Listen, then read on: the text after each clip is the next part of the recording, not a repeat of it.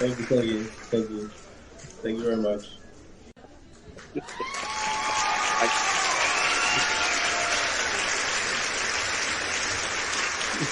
You're not worthy.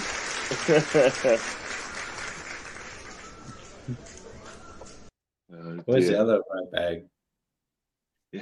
Hiding. Oh, there he is. Here he Happy is. birthday, Here he is. bro. Oh, thanks, guys. Thank you.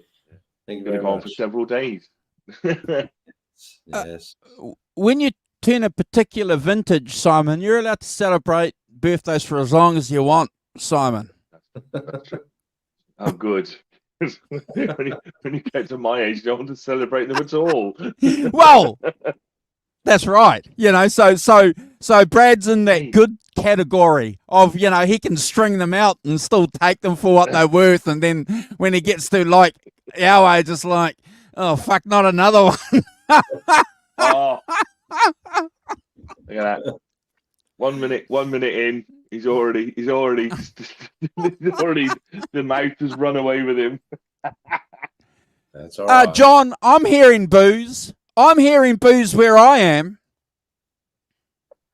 No booze here. What? No booze here. What? Mr. Walton, the Moonlighter.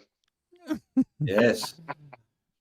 You know what I'm going to do? I'm going to John. I'm going to get some sound clip of some booze, Brad. No, you can't do that.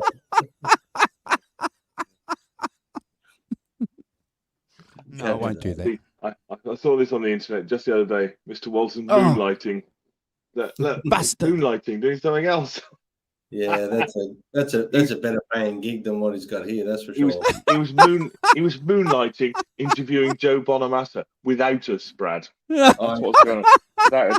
That's what he's doing. Without us, cut us out completely. Got his own side gig, which is raking in the cash, and he's. How dare you? Yeah, I've discovered you, Mr. Bolton. Your dirty secret. If it's any consolation, guys, Joe said to say g'day to the rock professor and g'day to the backdoor man. So I'm passing that on behalf of Joe. Hey, listen, Joe bloody copied me there for a while. I'm telling you, I did my album cover, and about a month later, he did some photo shoot, and he just copied the exact same pose. We're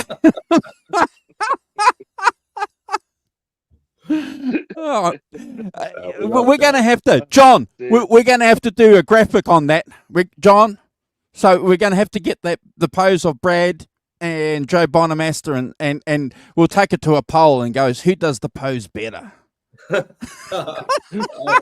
think it's on my Instagram somewhere, something like that. I think I actually posted that a long time ago now. But you're gonna have to share it with me, bro. But you can't do it while we're doing the show because you need to be focused. Yes, this show we definitely need to focus on this one. We've got to give well, you can do it when I'm talking or the rock professor's talking anyway. So yeah. So just do it when one of us are talking. I don't know if I'll find it. I'll have a look later. Awesome. Wow. Good to see you guys. Good to see you guys as ever here on the Rankin of the Tracks on the 5150 show. As always, we appreciate people jumping in, joining us live. And if you're watching on a replay, please subscribe to our channel and subscribe to our friends' channel. And if you haven't already done so, please check out these two guys here on Instagram, Brad Cook Music. Easy peasy Japanesey, and the rock professor Simon Williams 33, and you can keep in touch with what we're doing over there and also what they're doing over there. Make sense, Simon? Makes sense. Well, unlike the posting. Yeah. So how are we today, gentlemen? We've got a really good album or exciting album to go through today, like always. Been listening to it all week. How have you guys been enjoying it? I hope so. Yeah. I was driving around, listening to it in the car yesterday. Man, was I driving around yesterday. You're driving around? Driving around, yeah. I do lots of my listening in the car. It's the best place to do it. It's the best place, yeah. Simon. It is. Yeah. Yeah, it is a really good place to stuff. Good driving music too. It is yeah. Before we get to that, should we mention that that Andrew, you posted this week about Paul McCartney's missing Beatles bass being found after only 51 years? Amazing. Stolen out of a van in Notting Hill 51 years ago. It's been It's unbelievable, isn't it? Yeah, absolutely. Someone Oh, living in a terraced house in Hastings has returned to Paul McCartney. Amazing.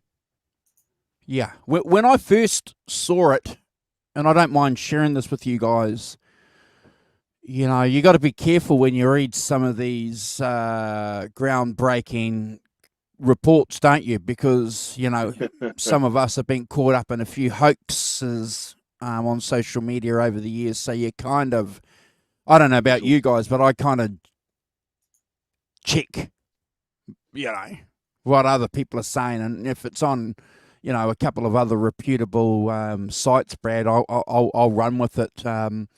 But yeah, good news, Brad. You know, and it's interesting, Rock Professor. You know that the Beatles are a big part of our channel. We've ranked every episode of the Get Back series, haven't we? And you know that bass. I think that was the last time, Brad, the bass was seen, wasn't it? And when it was, yeah. Sort of using a Rickenbacker around that though as well, wasn't he? As well, so kind of. But yeah, apparently it's a bit damaged, but yeah, it's amazing that the bass that started it all, really, wasn't it? Because that's what he's playing in, you know, on the first hits, "She Loves You" and All While Having, and all of those early Beatles stuff. It's all that Hohner bass for sure. It's incredible. 51 years or whatever it's been that it's finally back in his hands. Really, when you think about it, it's 5 decades, over 5 decades. Incredible. Longer than Brad's been alive. It is actually. See, I wonder what the full story will be. I wonder if we'll get the full story on how and when and where it went and etc. You know, there's little bits of information there, Simon, that's come to light, but you know how much money was paid, Brad, for it to come. You know, let's be honest, folks. You know, I did a video on the channel here a couple of days ago, and there's a comment there already, and it's one of the great things about social media. Thanks for the heads up, some guy wrote, but I really don't give a shit. And it's like, is that what he put? yeah. Neither should you. But he gave enough. He gave enough of a crap to leave a comment saying he did. So when we get comments like that, I said, thanks for watching and thanks for commenting. What can you say, Brad, when someone says, oh, well. Love your opinion. Thanks for that. Yeah. Piss off, would you? Yeah. You know, well, we do. It's hilarious. You're too nice, Andrew. You know what I'd say. I think that, to be honest, that is exactly the way to treat it. To be honest, it just is. It makes me laugh because it's like you don't care, but you care enough to leave a comment. Yeah, which is a complete contradiction to what you just said. But yeah, some of us do care. Some of us like to know these things, and it's nice. Well, again, you know, our channel's not for everybody, and if you're not a Beatles fan or a Paul McCartney fan, you wouldn't care. But you know, we do. That's right. This channel does. I've always said I find it hard trusting anyone who doesn't like the Beatles. Correct. And look, I just want to share this with you guys. It'll be interesting what Paul does because we know that he loves social media. He's pretty good at it. He's got a good social media team backing him up. Be interesting to see what they do with that bass. That bass is they're going to do something with it, aren't they?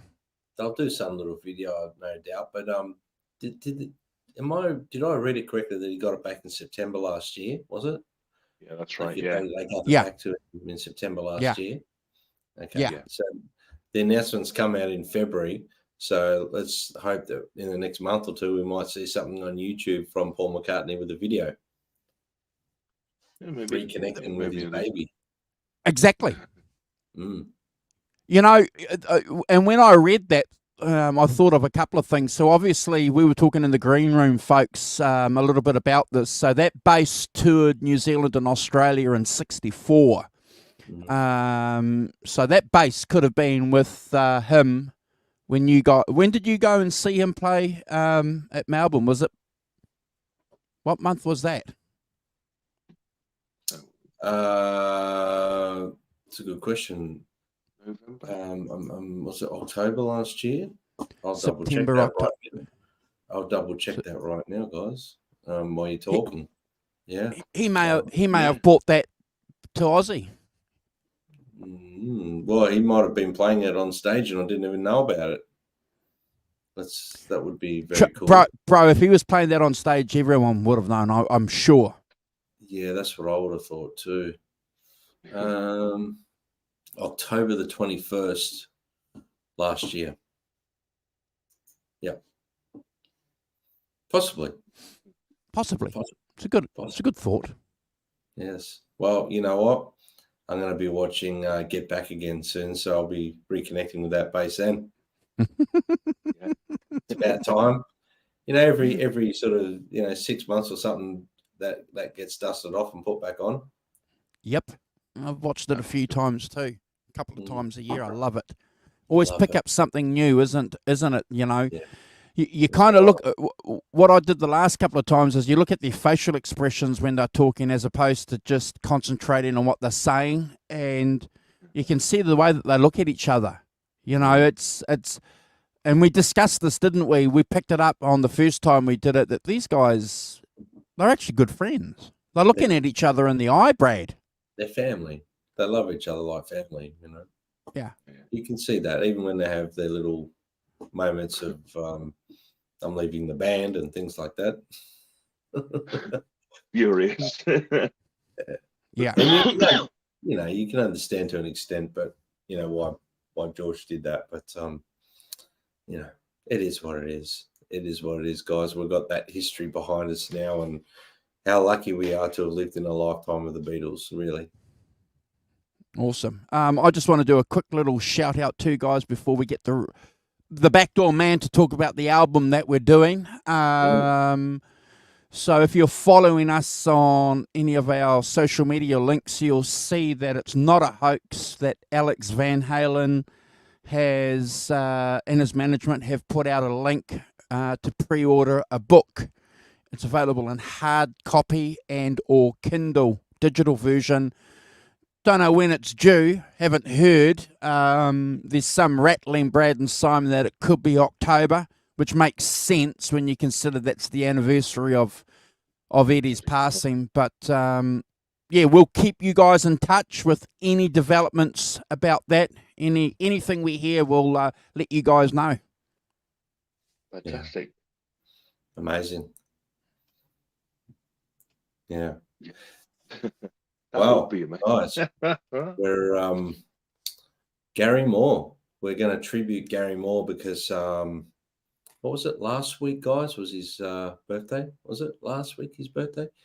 And we were in a show booked, so we thought we'd do it the following week. So here it is, our tribute to one of my, and I'm sure Andrew and Simon's favorite guitar players, Mr. Gary Moore. After Hours, we've done Still Got the Blues, and this is his follow-up album. And I saw a comment there from John ZD351 saying he saw it as Still Got the Blues Part 2. Correct. You're not far wrong there, John. I have to say, I think everyone did, and it's an incredible album. But it's a little different as well. To Still Got the Blues, it's got a little different flavor of playing on there. He's playing a little bit less aggressive, deliberately. I think he was really trying to be recognized as a bluesman. He really wanted to step away from that, fusing the rock guitarist into a blues guy. He wanted to become a bluesman, but equally so, there's still some moments in there where he's blistering through solos as well. So I'll start my little introduction on the album, gentlemen. Are you guys ready? Yeah, sure. Ready? Knock it dead, bro. All right, so After Hours, I've just written this up yesterday, finished writing this up. After Hours stands as, the ninth solo album by the North Irish guitarist Gary Moore, released in 92. The blues-centric masterpiece showcases Moore's ability to convey deep emotion through his guitar playing, a skill that has earned him immense respect from both peers and influencers. Alongside Peter Green, Moore is recognised among elite British blues guitarists, receiving praise from legends like B.B. King and Albert King. Despite starting his career in blues, Moore's journey took a bit of a rock infusion turn, and as it was a part-time guitarist for Thin Lizzy as well. It wasn't until the release of the albums between 90 and 92, including the classic Still Got the Blues and After Hours, Moore really firmly established himself as a blues artist.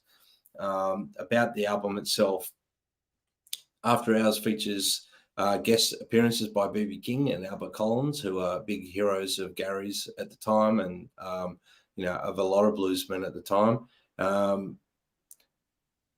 This album is often sort of overshadowed a little bit by its predecessor. It deserves equal acclaim, in my opinion. The album opens with Moore's unmistakable guitar tones soaring on Cold Days in Hell, settling the stage for emotionally charged guitar work that defines the entire record while maintaining his distinctive style.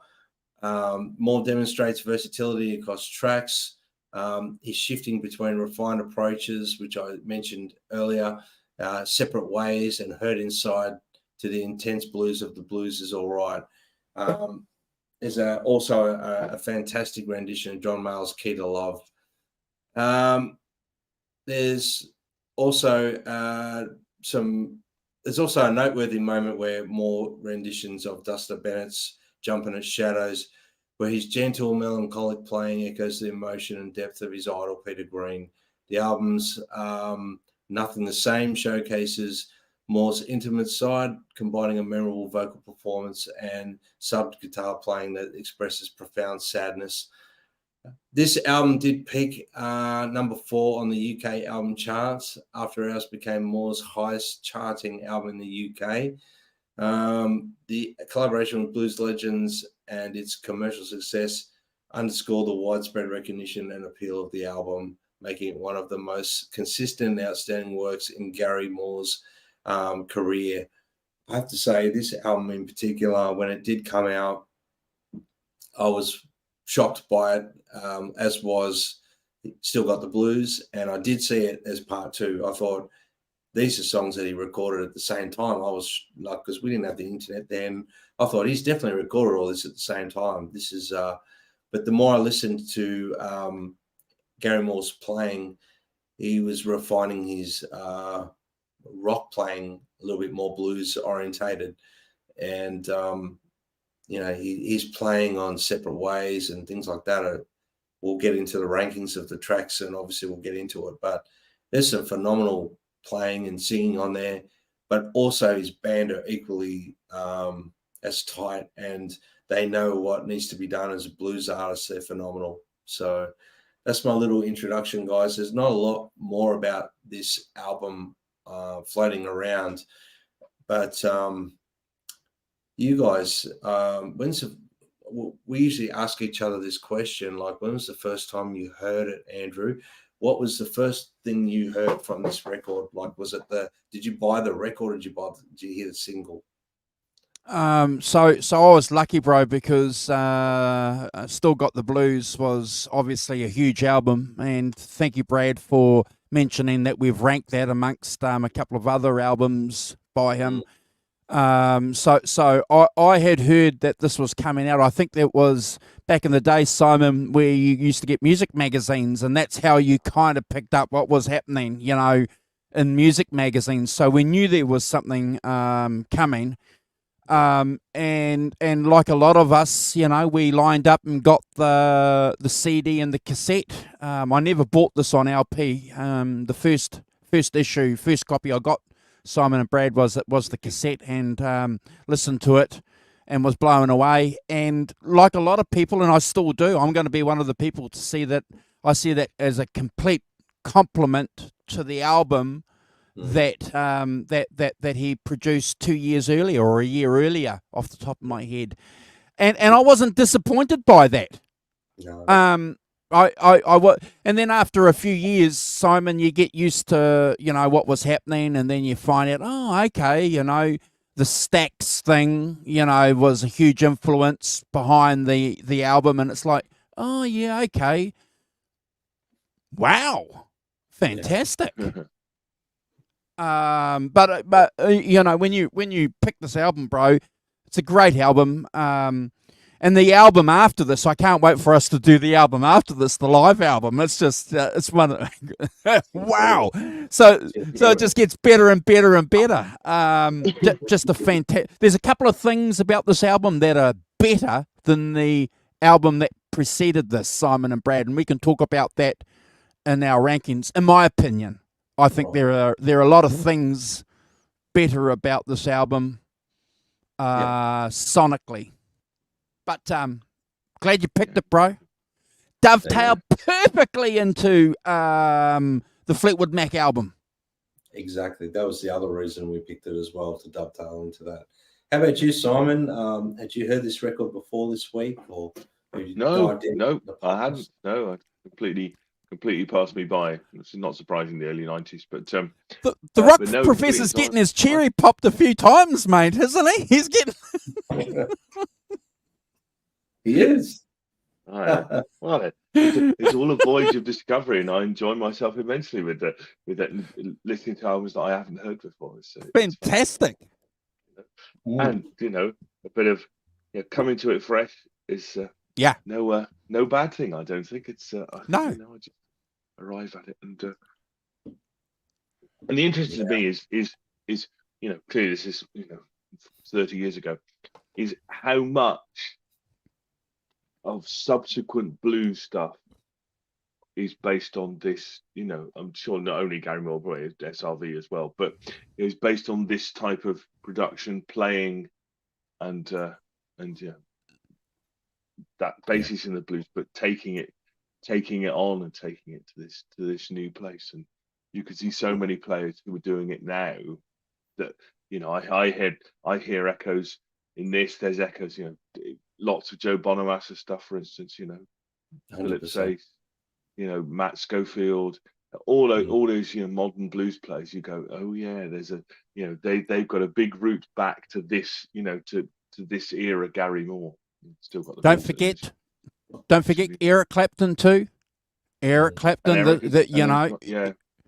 these albums gave Eric the confidence, and in fact, in one of these biographies here, he talks about that. He gives a quote in a magazine saying, "This is the album I hoped Eric Clapton would do."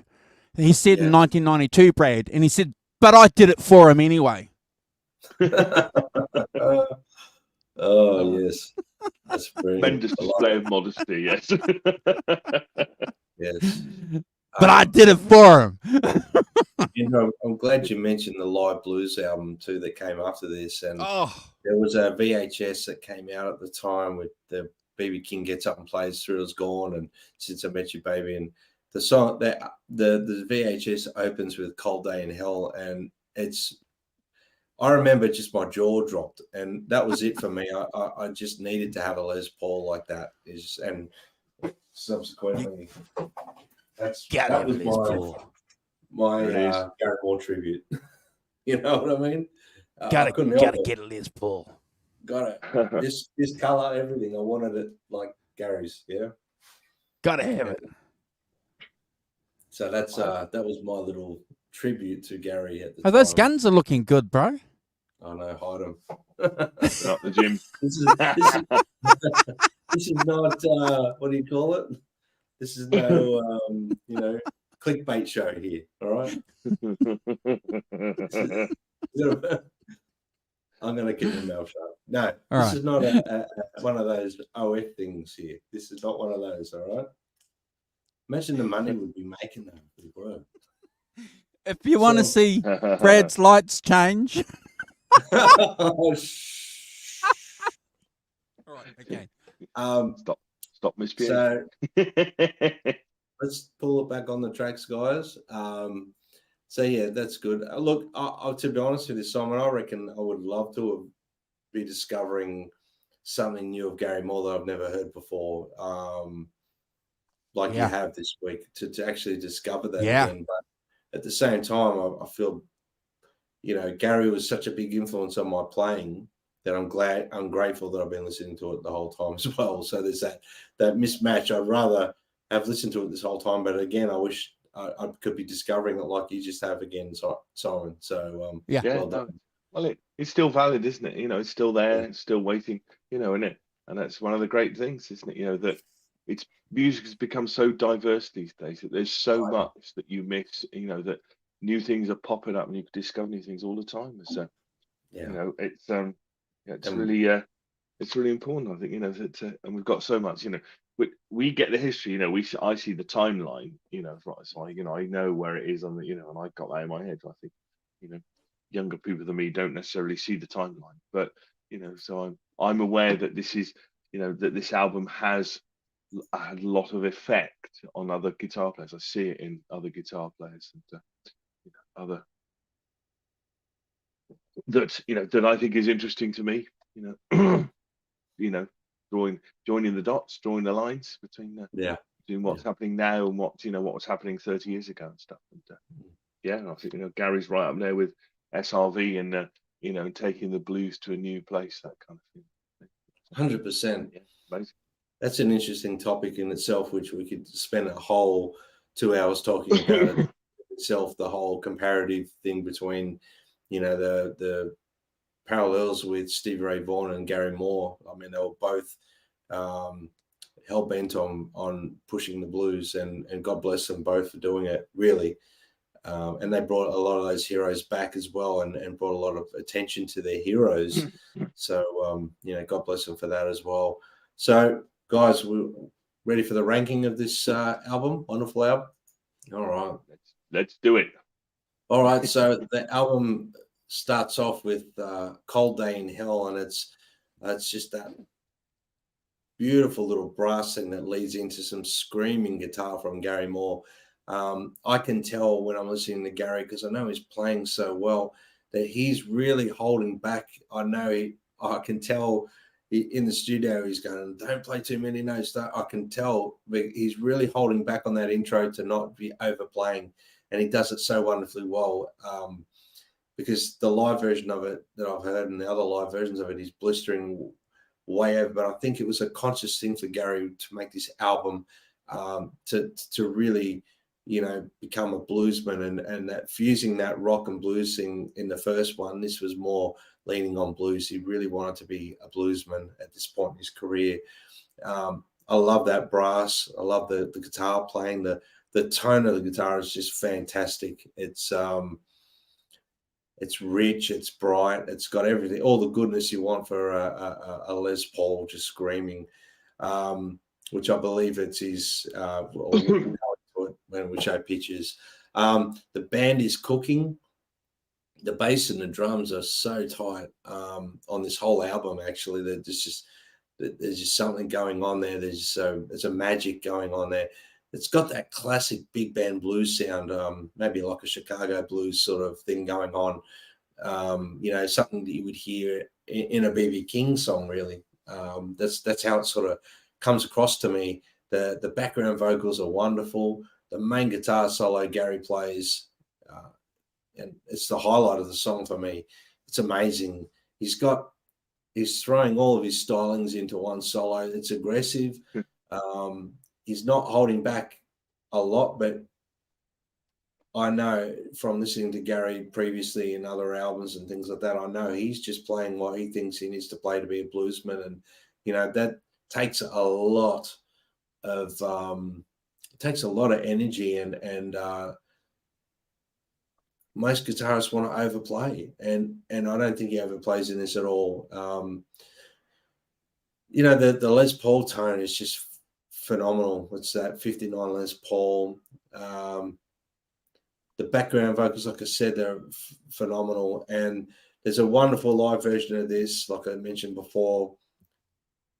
He really throws himself into this song like he does every song. The outro guitar solo where it fades off is all class. It's amazing. I think it's a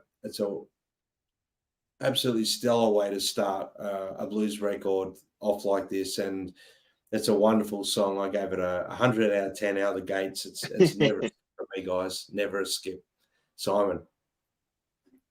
I completely agree. I mean, it sets the tone for the entire album, doesn't it? It's and it's incredibly strong song to start off with, and it's got all the elements that he's going to use on this album in it, hasn't it? It's got the backing singers, it's got the horn section. It doesn't have strings on it, but we'll come to that. But it's got and you can see the links back to BB King live at the Regal, and and for those horn section bits, and a very kind of, as you said, passionate, punchy playing, great soaring solos that he does. It's exactly what you'd want from an opening track. It's a great track, teeing up the rest of the album, and you know exactly what you're going to get with this, and the second album of him playing blues and doing that stuff is fantastic. I too gave it a 10 out of 10. Never a skip. Andrew. Yeah, I agree with you guys, and it's hard to believe, isn't it, Simon and Brad, when you rank this track, that this was once upon a time a fresh song. It's a song that's been thrashed on radio for good reasons. It's a classic song now, and it's one that the casual Gary Moore fan will know for a lot of good reasons. I have to agree with you, Simon, and I'm glad that you picked up on this. And it's one of the banes of going third, ladies and gentlemen, that your co-hosts are going to pinch a couple of ideas that you think are going to be unique, and then no, Brad says it, and then the Rock Professor, oh my Lord.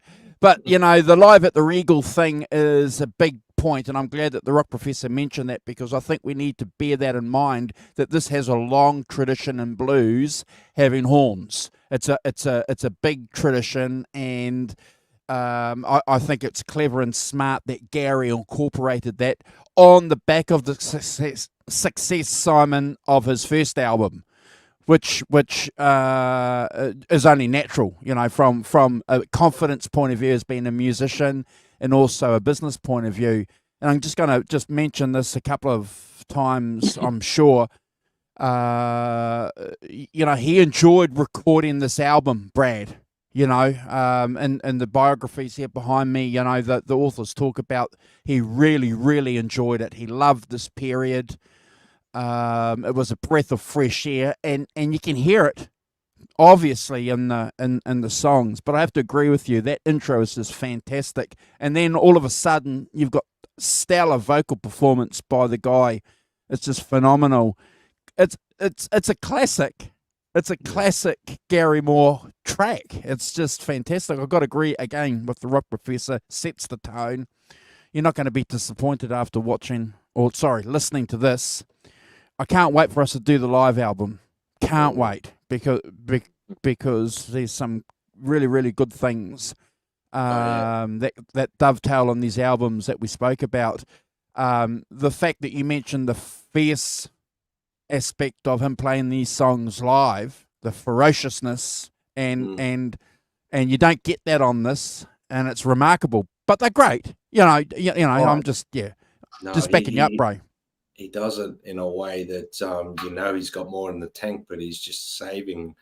And when I say that he's not giving everything he's got on, I think he is, but he's just being more reserved and trying to be respected as a bluesman, guys. Yeah. I agree with you, and I'm going to back you up on one point before I chuck it back to you for track number 2.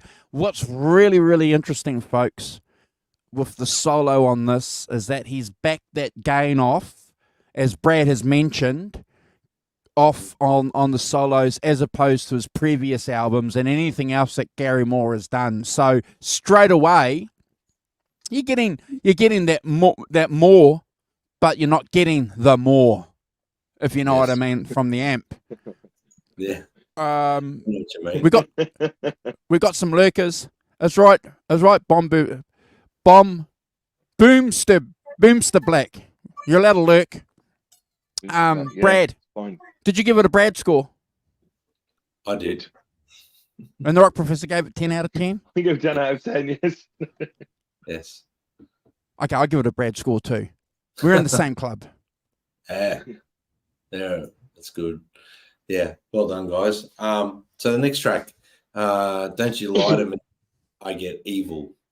Don't You Lie to Me, I Get Evil. It's got a nice little ring to it, I think. And the thing I love about this album, he does really try and play some different stylings of guitar. You know, he's really trying to show that he's got a bit of versatility with his blues as well. And this song, it's very spanky what he's playing. It sounds like it's a Telecaster to me. I couldn't tell you whether it is or it isn't, but it certainly sounds like a Tele, and it sounds phenomenal. Great vocal. You know, he's got that classic big band sound again going, which obviously that album is leaning quite heavily towards. The band are fantastic. They're really tight. The sound, I mean, the production of the record is phenomenal. I love the sounds that they pulled.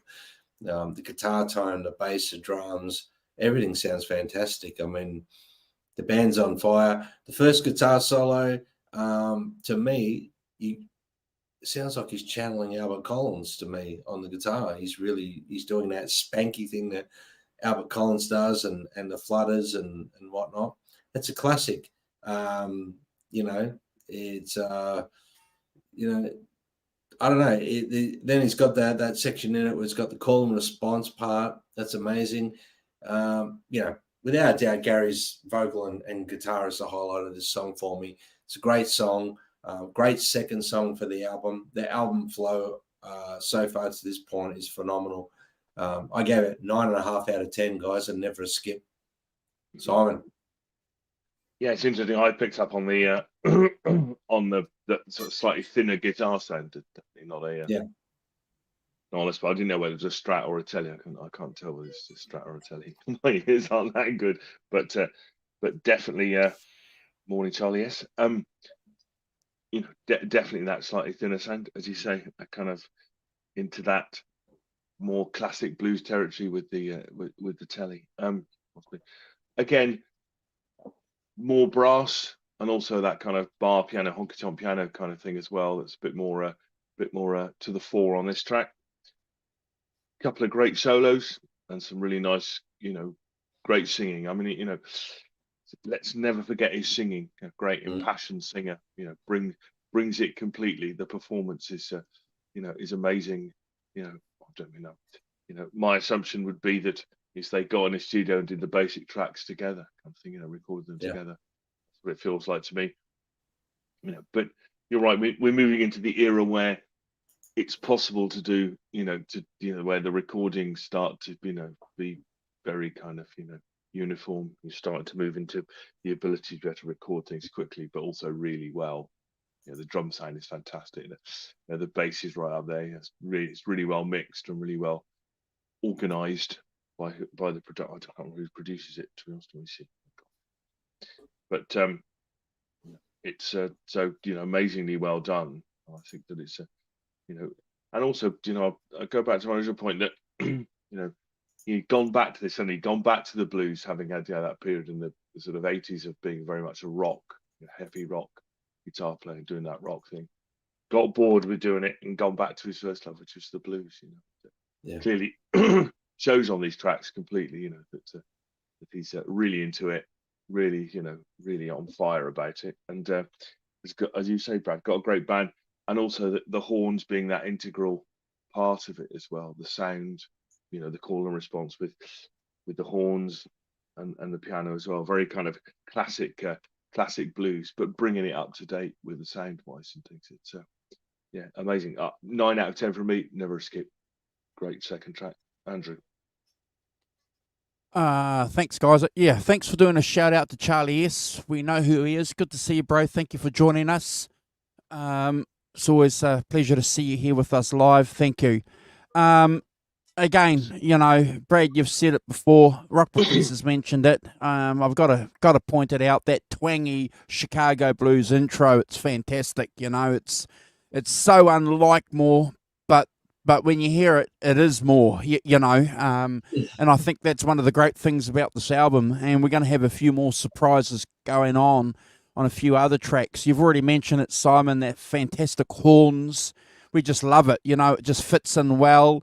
It sits in really good with the mix. And I think this is one thing that we're going to probably talk about later, you know, with other tracks. It's just right. You know, sometimes, you know, we've discussed albums before where the horns can get in the way, Simon, and I don't know what those albums are, but I remember us having conversations. You know, it's too loud, or they're too busy, or they're, you know, or you can't hear them. I have no complaints whatsoever. Whoever mixed this album just got it right. It's fantastic. Look, we're all in the same park, bro. I've got 9 out of 10 too. Wow. Well, I'll tell you what.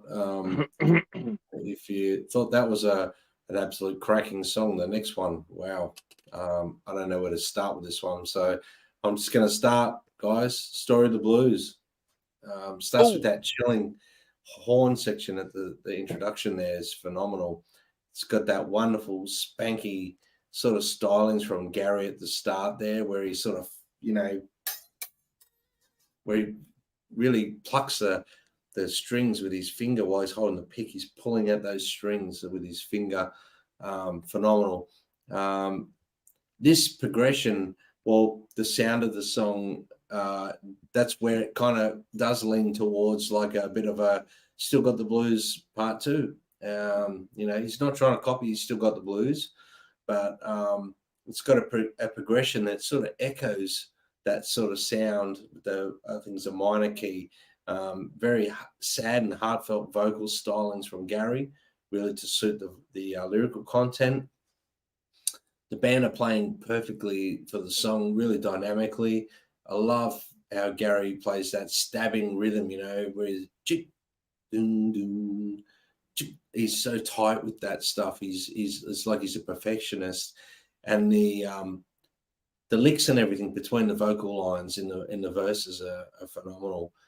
You really focus on what he's doing there. It sounds like, I'm going to back up what you said, Simon, where it sounds like they're standing in a room, laying these beds down, and he's just playing along as he would be live to get it right, to get that feel. You know, probably a darker room to get a vibe and just get the mood happening. You know, it's a catchy melody. I love the volume swells around 2 minutes 30, where you can hear it, where he's really swelling the volume of the Les Paul. You know, and where the song builds, there's some wonderful background vocals going on there. Great lyrics, great vocal delivery from Gary. I mean, he's a phenomenal singer. He's got some absolutely wicked vibrato. I mean, I don't know if you guys have ever tried to cover any Gary Moore songs, but if you try to get that vibrato right, it always sounds terrible. But he sings and he's got it down pat. It's just phenomenal. His guitar playing stylings are reminiscent of Still Got the Blues with less gain. That's what I'm hearing there. He's got less gain there, and he's definitely playing, holding those notes and bending and using that vibrato on his guitar, like really, really holding that stuff. But Gary's a master of playing this style of blues. He did it before Still Got the Blues. Whenever he'd play a song with this sort of slow progression, this sort of stylings would come out in his playing, and he was definitely a bluesman. Around the 4-minute 40 mark during the solo, it's absolutely breathtaking. I encourage you to try and remember that timestamp, 4 minutes 40. Go and have a listen to what he's doing there. Not now, but later. I encourage every guitar player, to sit and listen to what Gary's playing here as the solo builds. Around the 5-minute mark, Gary shows the definition of playing fast in a blues song, while still adding space with emotion. It's unbelievable. It's a definite 100 out of 10 for me, this song. It's chilling, it's wonderful, and it's a blueprint for a lot of up-and-coming blues guitarists to go and listen to. Simon. Yeah, for sure. Yes, I mean, I completely agree. It's kind of son of Still Got the Blues, isn't it? Yeah, absolutely. You know, it's kind of third track in is kind of blues, slow blues in 6/8 time, classic kind of waltz time. Interestingly, strings as well on this track. I presume they're keyboards. I don't think it's a real orchestra. I think it's keyboards, but the strings on this track to give it that kind of tension that that strings can give you, especially sort of violin type strings, which is on here. Again, I'll agree with you. The singing is fantastic. It's got immensely, that feeling of the intensity, whilst having that feeling of spontaneity in it as well, with the solos and things. The combination of the two is thrilling, isn't it? As he takes it on his musical journey. 6 minutes plus. It's an amazing track, and with the organ as well, organ, horns, strings. You've got everything in there, haven't you? Going on as into the pot and stirring it away. Yes, bit of a choir at the end with the horns and things. The backing singers, definitely a few tracks of backing singers going on. It's got everything. It's one of his greatest tracks. It's definitely 100 out of 10 for me, and clearly never a skip. Andrew. Just gonna say hey to Trev, Symmetry. Good to see you, bro. Quentin James is in the chat. Good to see you, Quentin. Thanks for joining us. Quentin. Where do I begin? So the first note I've got here, guys, on this track, I love the bass tone, and if you have a look at Mr. Wikipedia, he'll tell you that he had 5 or 6 bass players on this album. So very interesting idea for him. So I'd like to think Brad and Simon, the reason why he had so many bass players on this album is because he was looking for something a little bit different on some of these tracks. He was hearing something. Gotta be, because the bass players that he had on these tracks were all epic, outstanding bass players, so go and check that out, Wikipedia fans, if you want to go and have a look at that. There's one famous bass player, Simon, the guy Pyle. What was his name? Andy Pyle. Andy Pyle. And Andy Pyle played on this album, and he's been on a few other albums that we've done, so go and check that out. I've made a note here too of the mix again, because you've got these different musical elements, Brad, coming through on this track. The Rock Professor already mentioned it. The background vocals coming in onto this, and they just mix it so well. That solo at 3 minutes 44 is just fantastic. I'm going to make this note here too, guys. Those arpeggio chords that you mentioned, Brad, those little jabby chords that he was doing, so much like Gary, isn't it? It's just mind-blowing how cool this is. I've given this a Brad score too. I'm glad that the Rock Professor mentioned that it's 6 minutes. It's 6 minutes of gloriousness. And again, folks, I just want to sort of ask you to put your minds back and think about listening to this when it first came out. If you've been listening to it for a long, long time, it was just, Brad, we were just standing there going, gobsmacked. Yeah. There was nothing like it in 92 that we were listening to. Nothing like it. I think I connected with Gary quite a lot because of his stylings, the sound. I loved that Les Paul sound, and he was just amalgamating it all into blues, which I love too. So I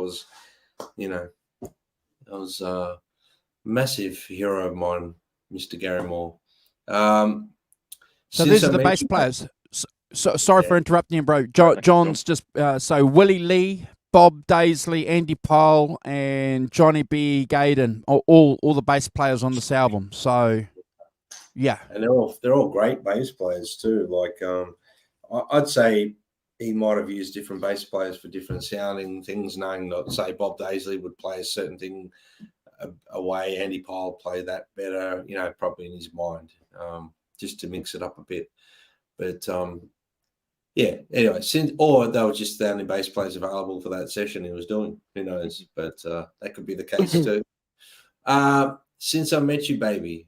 This one features the wonderful Mr. BB King, and it starts off with some very cool call and response sort of guitar playing between Gary and BB.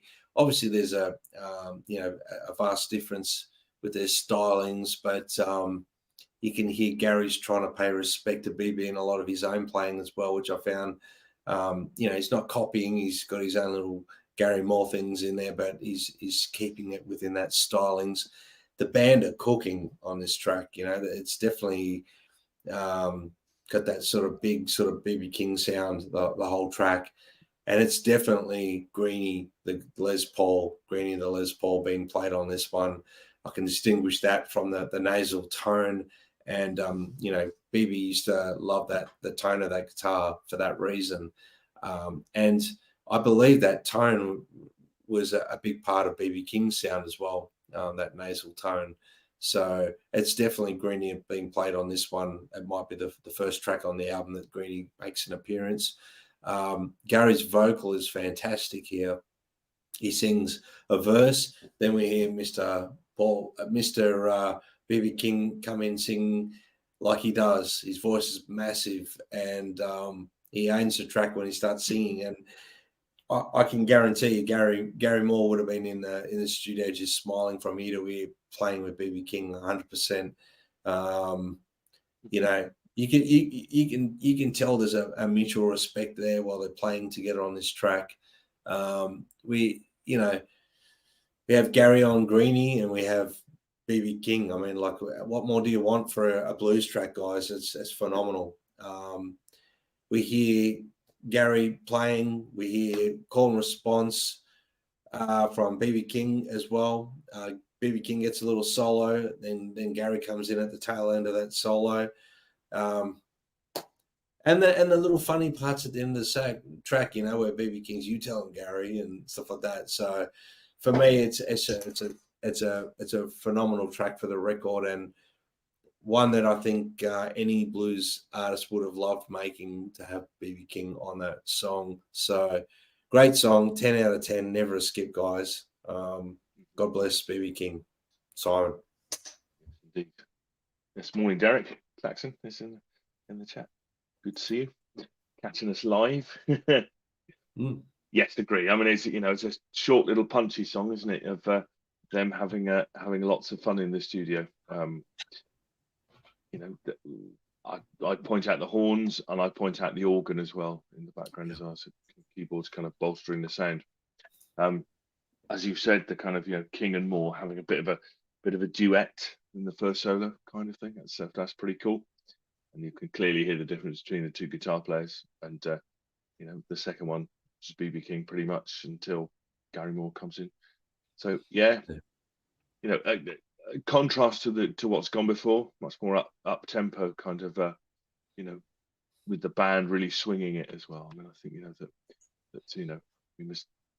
It's a fine word, swing, isn't it? But this band know how to swing. The guys on this band, whoever they are, I'm not entirely certain who's playing on this through the rhythm section, but fantastic swing to them, and has got all the elements that BB King had. Taking those elements and pulling them in for a little 9 out of 10 from me. Never a skip though. So it's a cool little punchy song. Only 252, like a single. Yes, Andrew. Hey Derek, good to see you, bro. And thank you as ever for the support that you give and the wonderful comments that you do on our shows. Always appreciate them. Thank you so much. Brad, when I listened to this the first time through in preparation for the rankings, this was the track that I remember hearing on the radio, and I don't know what the first single was, but I distinctly remember hearing this on the radio. It may have been a single. It must have been released as a single, maybe the first, second, or maybe third single. But I remember thinking, wow, this is fantastic, because we knew who BB King was.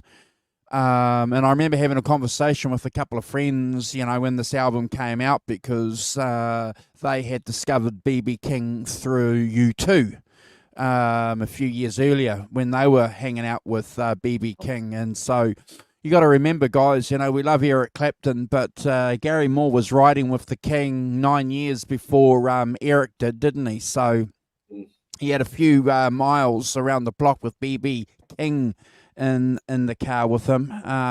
I just think this is fantastic. It's a great song. I'm glad the Rock Professor mentioned that it's a short song, but it's one of those interesting songs that it doesn't feel like it's a short song. I'm glad you mentioned the out of phase tone too, because I agree with you. I 100% agree with you. This has got to be Greenie. Has to be Greenie. Just sounds so good, unmistakable, isn't it? And had been probably it had been months since I've heard this, Brad, and I think when I heard it, a week ago, yeah, this is Greenie. So, that's all I'm going to say. You guys have said it all. 10 out of 10. Never a skip. Yeah, I think he definitely dusted off Greenie for tracks like this one with BB King and things like that. It was Greenie come out of the case 100%. Good point. Yeah. Good point. Yeah.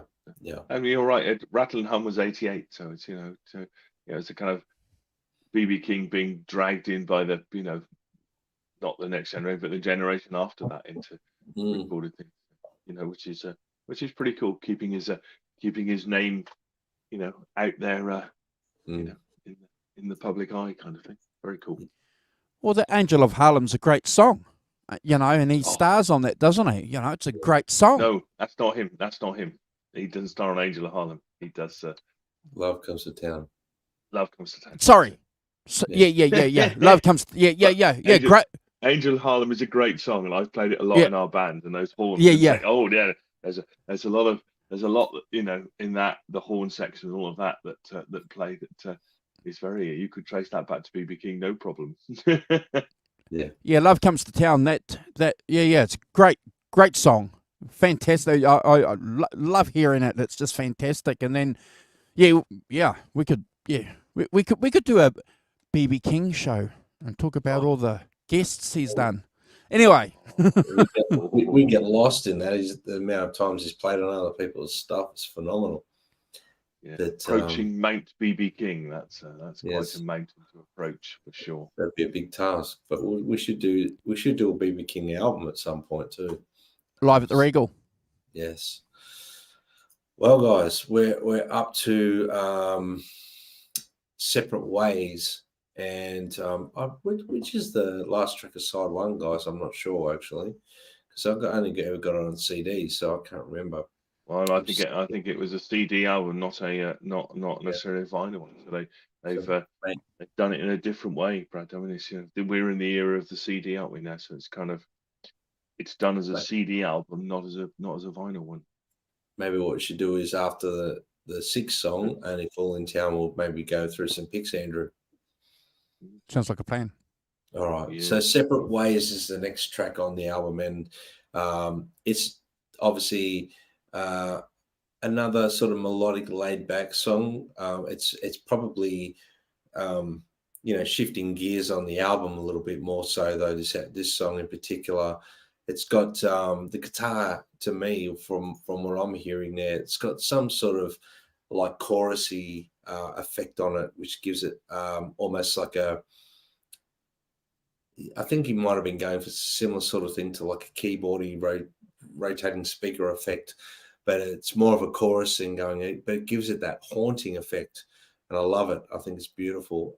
Gary's vocal, reminiscent of Still Got the Blues album here. He's leaning on that last album here with this song. Like I said before, a song like this is a real comfort zone for Gary. It suits his stylings of blues, and he really knows what to play and how to play it on a song like this. in the background vocals are singing along in the chorus line. I love how they sing the first part of it and Gary sings the second part. I don't know if you guys picked up on that, but I think that was a smart move to give the girls the "Is it time to go?" and then he sings "Our separate ways." I like that. I think it was very, very smart thing to do. I don't know if it was just an afterthought. Let the girls sing that part. It's a classic call and response bit, isn't it? It's a It classic is. call and response bit, using the backing singers and the main vocals to do it with, not the There you guitar. go. There you go. There you go. Well, you've just called it, Simon. The rock professor knows. See, the rock professor knows. Lyrically, you can tell it's about love lost in a relationship, and he portrays that in his guitar solo. That when the solo kicks in, you can really tell that he puts himself into the guitar solo, the emotion, how he's probably feeling. I love how Gary understates the playing here.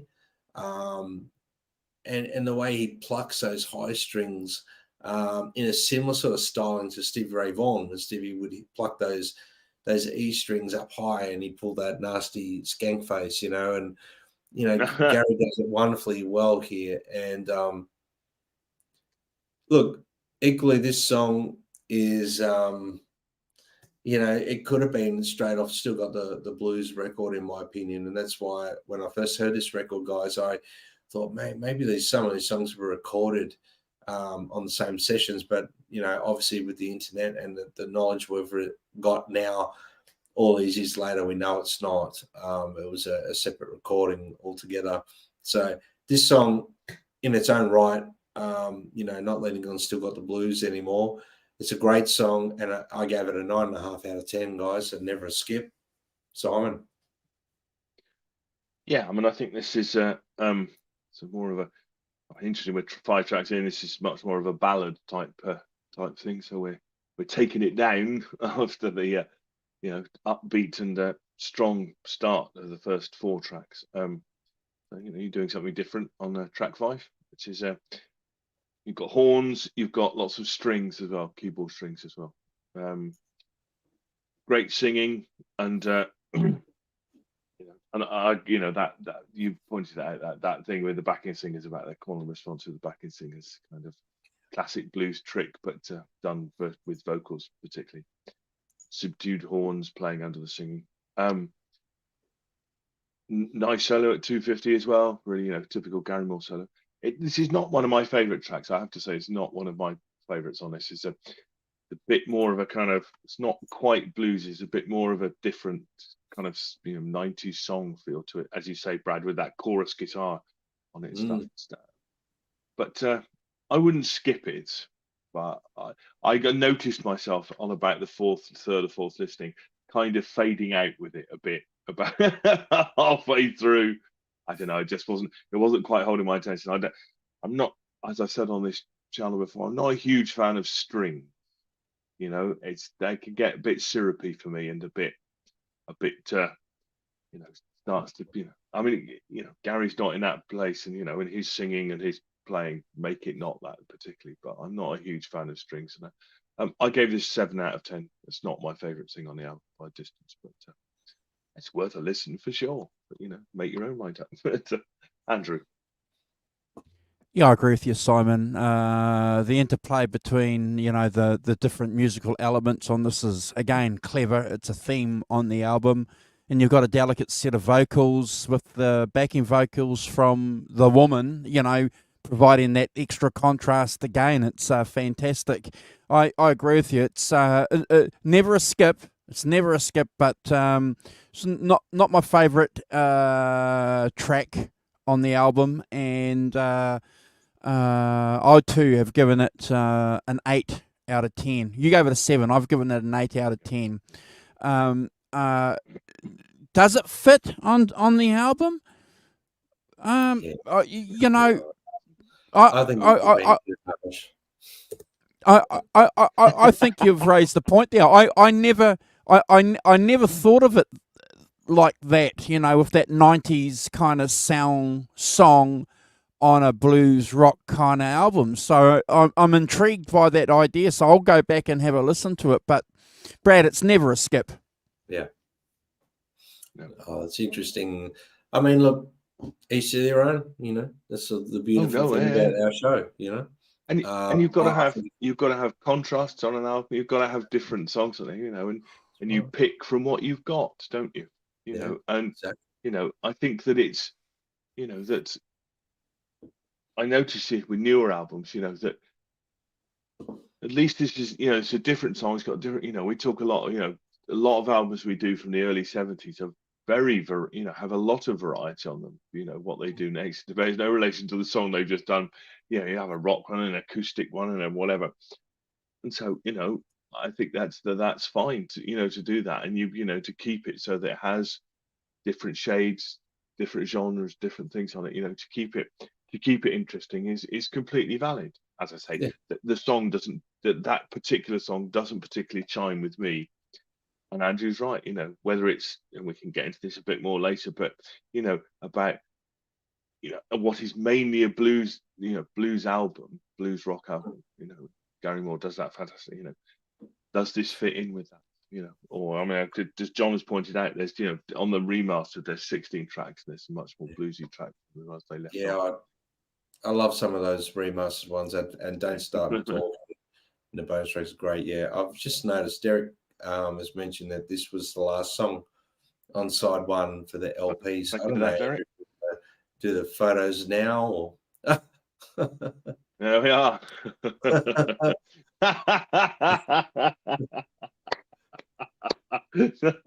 Lovely. Joe got it from Brad. That album, that Guitar Magazine came out after my EP, not long after. I think you should post it, Andrew, and tag Mr. Bonamassa in. Who did it better? I will. I have every intention to do that after the show. But what I like about Brad, though, is see how Brad's got that left leg sort of cocked out a little bit there. See there's a bit of an angle going. The hat. Oh, fellas. And Brad's got his head up a little bit, whereas Brad sort of, look. Joe's looking on the horizon. Brad's looking at you. Joe's looking like I've got millions of dollars, and Brad's looking like I don't.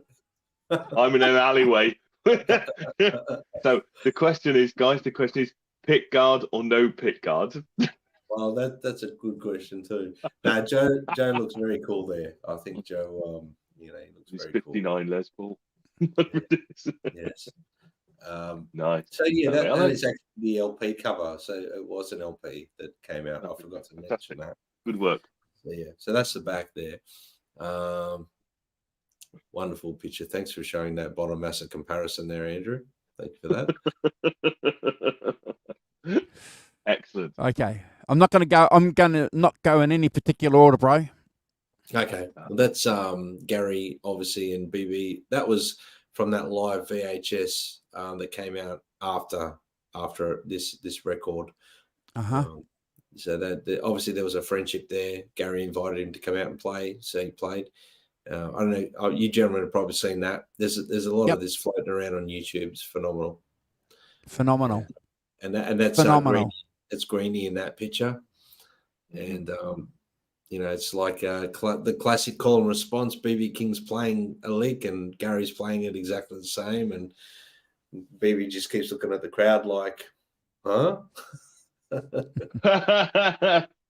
yeah, I think there was obviously a mutual respect there from BB, and there's Albert Collins, the Iceman, and there was a Gary's, got the ability to go and play with his heroes and show his respect while he's playing with them. He was phenomenal at doing that, where some players would not necessarily do it as respectfully. I think Gary stuck. So can I? Yeah. So sorry, bro, for interrupting. You carry on. No, that's right. I was just going to say, can I remind you guys when we did the Clapton 24 nights and Albert walked out and he looked so cool. Remember that, And yeah. Yeah. I've got that every time I see a picture of Albert now, I have that image of him just walking out with that big Yes. smile. And owning it. Oh, Yeah. oh, I mean, sorry, bro, for interrupting. No, that's fine. We definitely got to do more Albert Collins stuff too. He was phenomenal. Such The a album he did with he did that album with Alligator Records. It was him, the guy with the Stratocaster, that Strong Persuader. What was his name? The other black guy, Robert Cray, and the other, and another guy. Eric Gales, is it him? I can't No, remember. I remember the album though. yeah. I'll find it when one of you guys are talking, and I'll put it in the chat. Unless John ZD351 is going to find the album, it's fantastic. It's a great album. Three guitar players. Anyway, sorry. No, it's good. Obviously, just another live shot. Albert was, friends with Gary, and there's a live performance on VHS that I used to have, and I've been trying to find it where it's quite a funny moment. Albert says something to Gary about putting on a little bit of beef, Look, it's pretty funny, actually. I know it. I know it exactly. You're earning a lot of money now, Anyway, so yeah, it's a cool shot, and I just wanted to put that in there. That's that's Albert King. So he was blessed to be able to play with some of his heroes while they're still alive. It's a wonderful thing, And, so John's put the album in the chat. It's Showdown. Albert Collins, Johnny Copeland, and Ray and Robert Cray. It's outstanding album. Yeah. Look, the wonderful thing about these artists like Gary, bringing these players to the forefront again. Acknowledging, the history of the blues, by bringing them on stage or on a record. Fantastic, yeah. Fantastic. So that's Gary's 59 Les Paul. And that predominantly became known as He's Still Got the Blues Les Paul, which is the one he recorded the song Still Got the Blues with. And we talk a lot about Greenie on this channel, guys, and I thought we always ignore the fact that this guitar is equally as important in Gary's career. And I believe the estate still owns that guitar. So that's wonderful to hear that the family are still in possession of that guitar, unlike Greenie, which he obviously sold. But that's the headstock of the 59. It was a beautiful sounding guitar, and he used to use that live a lot. And that wear underneath, in between those pickups there, is from his fingers. Like he used to play and hold his fingers there. If you watch some of the live footage of Gary, you'll see him doing that. 100%. Clearly the family kept the good one and sold the broken one, Brad. Well, yeah. I guess exactly. But I think more so that guitar actually meant a lot to Gary, that 59 Les Paul. It's equally as much, if not more, probably. Just a couple of shots of some of Gary's, pedals he used while he's recording, and the Governor was one that is well known for Still Got the Blues. I don't know if you get the chance at some point, guys, take a screenshot of that if you're a guitarist, and if you want to try and nail that Gary Moore tone, the settings are on the pedals still. So, but I do believe that he used the Governor on Still Got the Blues, but he used to use Tube Screamers predominantly as well, and so he mixed them up a bit. So, without a doubt, these pedals would have been used on this record one way, shape, or form, 100%. Yeah, I love enormous pedal boards. And that's the thing, Gary used to swap out things on records to suit the song, which is something that, a lot of guitarists do. And his tone was, for the most part, it's pretty minimalistic, guys. He didn't really go too overboard with pedals and stuff on records, that's for sure. I think a lot of what you're hearing on this record, guys, is guitar into an amp a lot of the time. With a with a governor or a tube screamer in there for giving that little edge that he always went for. Yeah. So what's that? I wish all the non-styles were not moved before the pick was taken. Well, John will share the picture with you at some point, if you go back and look at this later. It's actually got, we texted the markings of where Gary used to put those pedals as a starting point, though, guys. Let's mention that, and that's a very important thing. Everyone looks at settings of guitarists, Van Halen, Gary Moore, Jimi Hendrix, blah, blah, blah. They always slash looking at the settings, suggested settings, but they're always a starting point, and then they would adjust it to suit the song or the tone of the room or whatever it may be. So we'll kick on, guys. So what are we up to now? Only Fool in Town. Only Fool in Town. Look, this has got a screaming lead guitar from the word go in this song. It's got that up-tempo feel. The band's cooking.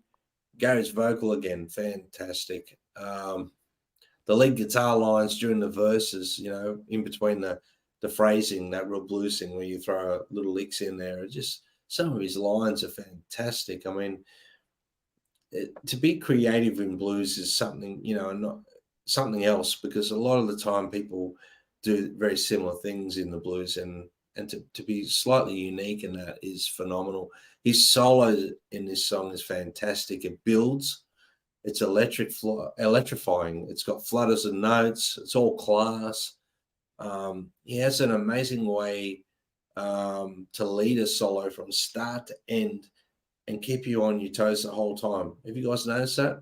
It's something phenomenal the way he does that. I personally think this is a very understated or underrated song, of Gary's. It doesn't get enough credit. The outro solo is blistering, so he's leaning a little bit more towards his rock playing in this blues playing as well. For that alone, I've got to give it a 9.5 out of 10, guys. Definitely never a skip. Simon.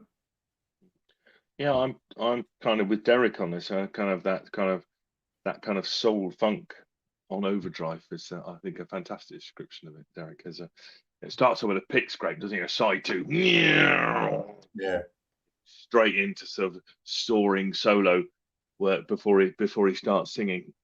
Yeah, a real kick the door down opening statement of a track. Basically, this is for side two. I mean, it's good to see they're still thinking in vinyl terms as well. But as I say, I agree with Derek. I wrote down it's got that kind of funky feel, got the horn riffs under the solo as well that give it some extra coloration, punctuation, and two fantastic solos, aren't they? Blistering solos. The second one especially is off the scale with crazy bends and a really beginning. I agree with you. 9 out of 10. Never a skip. Great opening track to side two. Fantastic, Andrew. Yeah, I'm pretty much in the same groove that you guys are. Fire in those fingers on this track, isn't there? It's classic Moore. But what's really going on for me on this track is the action with the drums and the bass on this track. It's pretty good. I'd like to think that maybe it's Andy playing bass on this. We don't know. I went and tried to find out as much information as I can to see who's playing what on what. All we know, it's Gary playing guitar, Brad. Gazza. All we know is. That's what we know. Yes. Yeah. Yes. As the rock professor said, this is opening side to track 2. I never had this on vinyl, folks, so it's just a continuation of a great CD for me, Simon. So I too have ranked this 9 out of 10. Never a skip. Certainly at home on this album, this track. Oh yeah, for sure. Yeah. She's a blistering one. So the next one, Key to Love. So my notes have just gone haywire. Hang on. Sorry, I don't know what's going on here. So here we go. Key to Love. Wonderful sort of up-tempo feel to this song. Great vocal delivery from Gary in this song. He really does have a great voice, and we talk a lot about his guitar playing, and we're acknowledging, that he's a great vocalist here. And I think a lot of people need to really, when you listen to these songs, I mean, go and listen to his vocal just equally as much as his guitar playing. It's a wonderful job on this John Mayall song.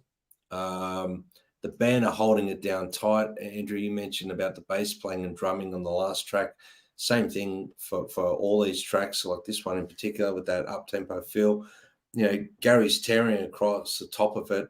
The solo has tinges of like country blues at times, country sort of blues feel. Blistering hot. Not much more you can really say that's bad about this song. Gary does a wonderful job of it, and I gave it a 9 out of 10, gentlemen, and never a skip. Simon. Yeah, it's a short instrumental piece. Pays homage to John Mayall. It's one of John Mayall's songs. Kind of got that brisk turnaround. The riff is a bit like high-heeled sneakers, isn't it? Kind of thing, and with horns. Great, as you say, great bass playing and tight and drumming as well. So drive it along, and a great solo really. It's impassioned, speedy playing, and I think it's and a big ending. I gave this an 8 out of 10. I think it's only 1 minute 59. Little interlude of nice on the album. 8 out of 10 from me, but never a skip. I've gone binary this week. I'm like 8, 9, 7. Like no points at all this week. It's good. It's good. It's weird. Yes, you're making a clear-cut decision, Simon, whether it's an 8 or a 9. No, I'm not sure. Making it 8.5. Yeah, that's right. Yes, absolutely. Yeah, no, making it 8.5. No, it's binary this week. 7, 8, 9, 10. That's it. Andrew, over to you, boss. Yeah, I agree with you guys. It's a classic Beano song. The Beano album version with Clapton playing that solo is fantastic, and we've ranked that album and we've discussed it a few times on this show, and it's due for a revisit at some stage this year for us to talk about. We'll find something to talk about on that album because it's hugely influential. And to a point where, Gary Moore had to acknowledge, this song and quite a few other songs off this album through his career, Brad, So he himself makes reference to this album in a lot of interviews too. So the fact that he's decided to pick this album as a tangent or an aspect to balance that Stax kind of foundation is a credit to Gary Moore. The vocals on this are way 100% better than John Mayall's vocals, in my opinion. I'm glad, Brad, you mentioned the country blues kind of thing because I've got a note here. I reckon Gary's channeling Mick Taylor a little bit on the solo. So that's where I think it could be coming from. So when you said country blues, I just wanted to you point that out because we know Mick Taylor is one of the great exponents of that kind of vibe that you're talking about. That's definitely in this album. Can't wait for us to do Crusade, guys. Too, we've done the first 2 albums, so Crusade's got to be on the list at some stage. 9 out of 10, Brad. Yeah. Wonderful version of it. Next song, Jumping at Shadows, guys. What a song. I mean, wow. Just pull my notes up. I love this song. It's a haunting version of this song. The guitar tone on this is definitely Greenie. I'm assuming he's dusted off Greenie again for this song. It's got that nasal tone, that out of phase sort of thing going on. It's sweet. It's a sweet tone. It's nasal. It's sweet. It's Greenie, without a doubt. Gary's vocal is equally fantastic. I love the overall sound of the band, the production, especially I love how drummers they think about the song and they use a snare to suit the song, and it's got that flatter sort of tone to the snare on this, giving it that little bit of authenticity from the era that it was originally recorded. So I mean, I don't know if you guys picked up on that, but I think that's something that, to me, when I listen to a recorded song, I go, wow, they've really thought about what they're going to do on this song with the overall sounds, and the snare itself sounds phenomenal. Yeah, that definitely gives more authenticity to the song. The organ, I love the organ sound as well in this. Gary's guitar solo is so heartfelt, around the 2 minutes 50 mark, his sound, it just raises the goosebumps on your arms, and there's just something about his playing when he plays that greeny guitar. I will say this, there's something quite unique about Gary's playing when he actually plays Greenie as well. God bless him, when he played Greenie, he played a certain way on that guitar. I don't know if you guys pick up on that, but whenever he plays Greenie, he plays a certain way. And I think that's the mojo of the guitar. I'm just going to put it out there. I'm going to have to leave a little space for you guys here, and because I'm really looking forward to what you guys are hearing and with your observations of this song. But I gave it a 10 out of 10, guys. I love it. Jumping in Shadows. Simon. Yeah. It's just a small word about Jumping in Shadows is by a British blues guy called Duster Bennett, who was around sort of in the 60s into the 70s as well. Did some albums with Mike Vernon on the Blue Horizon, and also was backed up by Fleetwood Mac. In fact, they did this song, Fleetwood Mac. They covered it before Gary Moore. So there's a big link between Duster Bennett through Fleetwood Mac to Gary Moore. Well, I've listened to an album of his recently. This is very good, actually. It's really, really good. It's very quite 60s sounding, but yeah, good. It's worth checking out. To me, this is like Need Your Love So Bad kind of part 2. It's got a kind of slow 6/8 blues, as you say, Greenie playing, the soaring things, strings underneath, taking that Need Your Love So Bad template, the Fleetwood Mac template, and kind of transposing onto another song. It's got really nice, got like the organ in the second verse as well, to give it some everything. This kind of, clearly he's got more space and more, there's more feel involved in this. It's not just blistering speed. There's a bit more spacey and stuff. It's it's a smoky, atmospheric song. That's fantastic. 9 out of 10 from me. Never a skip. Andrew. Yeah, it's a remarkable song, isn't it? And the Rock Professor is right. The Boston Tea Party is a 3-album masterpiece that we'll eventually do on this show. But one of the defining songs or numbers that any British guy ever recorded was, this version of Jumping at Shadows on that album. And Brad, I have to tell you that this is the best cover version of that phenomenal number that these guys have done.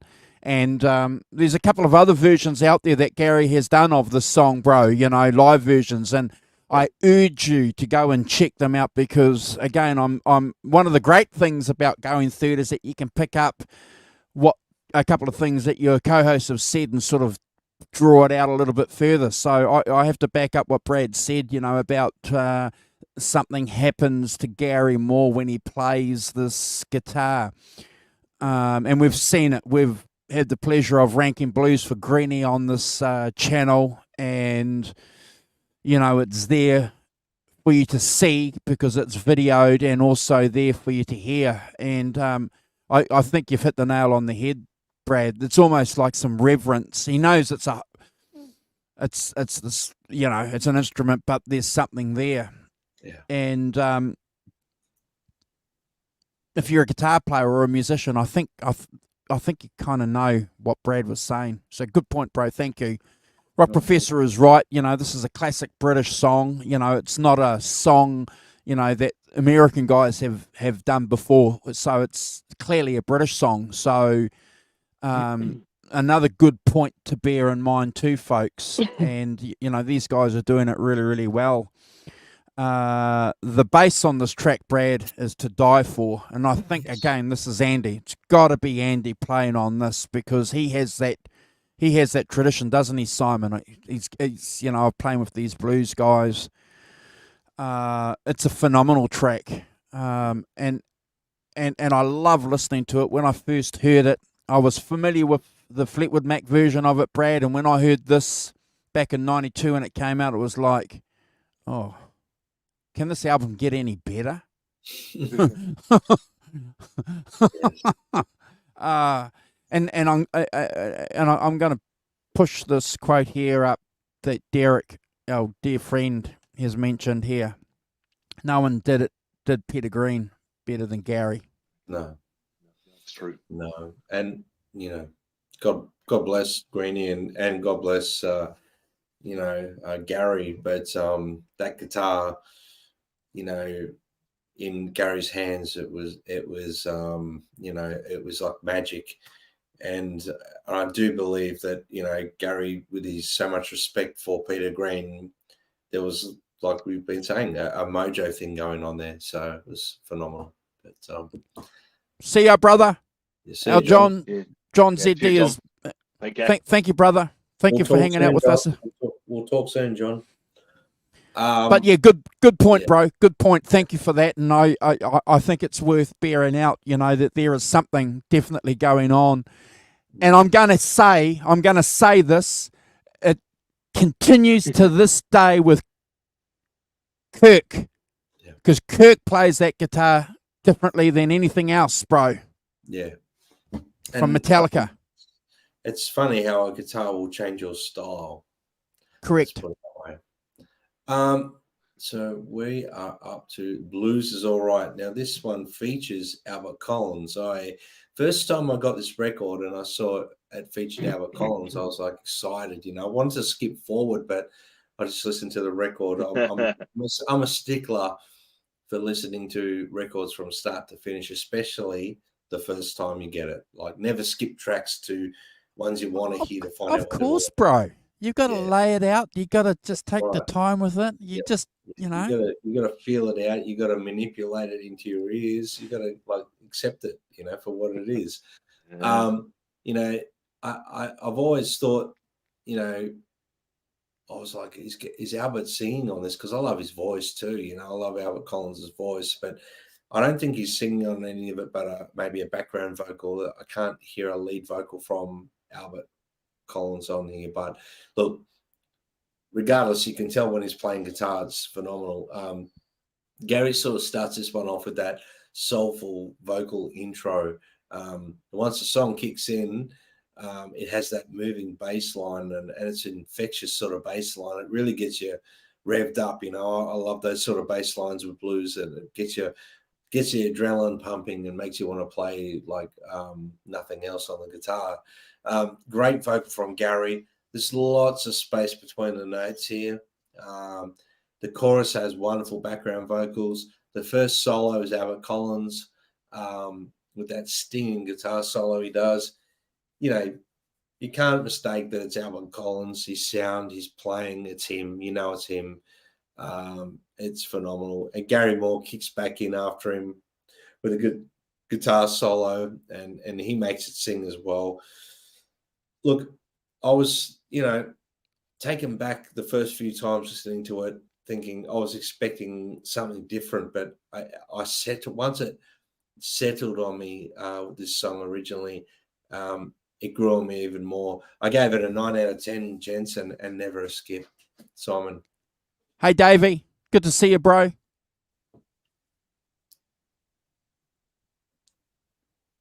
Simon. The Professor's frozen. He's frozen in time. He's going to come back. Guys, can you do me a favor? Oh, he's there? Yeah. I'm here. I'm back. Oh, sorry. I don't know. For some reason, my phone just kind of decides every now and then to shut down. I don't know why. It's never done that before. Why is it doing it now? Anyway, it doesn't matter. Of all things. Yeah, stop that now. So yes, the blues all right. Written by Little Milton, the classic Chicago blues artist. Little Milton only died in 2005, so he was going well into his dotage. It's got that kind of little bit in the beginning, isn't it? That kind of very slow, kind of singing a cappella, and just organ and piano, just kind of, and then the bass comes in and picks up the tempo, and they get into the full song. To me, this is lots of fun, isn't it? This is lots of fun. This is a classic blues thing, and Gary and Albert having lots of fun together, taking solos and kind of singing off, and that it's it's got again the backing singers on it as well to fill it out. Lots of cool horns, as things. But basically, to me, this is like a fun track of Gary and Albert having some fun for nearly 6 minutes, and cracking it out. So 9 out of 10 for me. Great fun. Go and listen to it. The classic, feeding back and forth off each other and things is lots of fun. So 9 out of 10 for me, but never a skip ever. Andrew.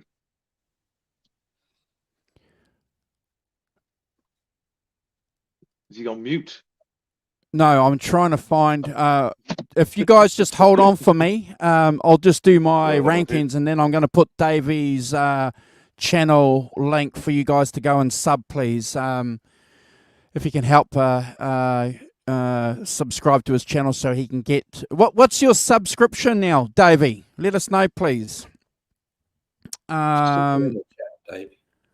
See you later. Yeah, put your link in the chat here, bro, for people, please, to sub if you can. I'm not sure if you can. I don't know how it works. Maybe mods. I think only mods can do it. Oh, yeah. Okay. Well, pass it through. We'll yeah. So what are we doing, guys? Blues is all right. Okay. You know what? When I first heard this, and I'm going to stand by it, I reckon these guys are channeling Ray Charles on this. I reckon there's a Ray Charles vibe coming through on the vocals. Go and check it out. That's what I thought. 100%. Yeah. So I again, very clever of Gary to do that. We didn't hear a lot of this stuff before this album, or all these albums by Gary Moore. Foundational album. You guys have already said it. I'm just going to reiterate a couple of points. His vocals on this, remarkable, and it's just got a different texture. And he doesn't get a lot of credit, and there's a couple of songs coming up where he just excels as a vocalist, but doesn't get the credit as a vocalist. I think he should.